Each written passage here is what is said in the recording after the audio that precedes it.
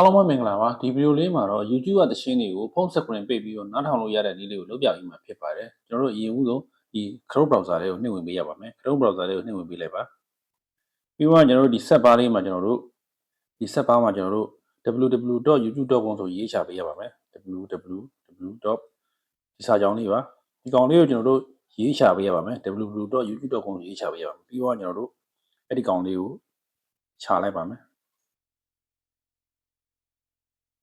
ကျွန်တော်တို့ဒီလိုပုံစံမျိုးဖြစ်နေပါလေဒီလိုပုံစံမျိုးဖြစ်နေလို့ရှိရင်ကျွန်တော်တို့အပေါ်မှာရှိတဲ့အဆက်30နေရာကိုနှိပ်ပေးလိုက်ပါပြီးတော့ကျွန်တော်တို့အပေါ်ဆွဲတင်ပြီးရောဒီနေရာလေးမှာကျွန်တော်တို့အမှန်ချက်လေးရှင်းပေးရပါမယ် desktop site ဆိုတဲ့နေရာလေးမှာအမှန်ချက်လေးရှင်းပေးလိုက်ပါကဲဒီလိုမျိုး desktop ပုံစံပြောင်းသွားပြီဆိုလို့ရှိရင်ကျွန်တော်တို့မိမိကြိုက်နေတဲ့သချင်းကိုကျွန်တော်တို့ဖွင့်လိုက်ပါဗျမိမိကြိုက်နေတဲ့သချင်းကိုဖွင့်လိုက်ပါ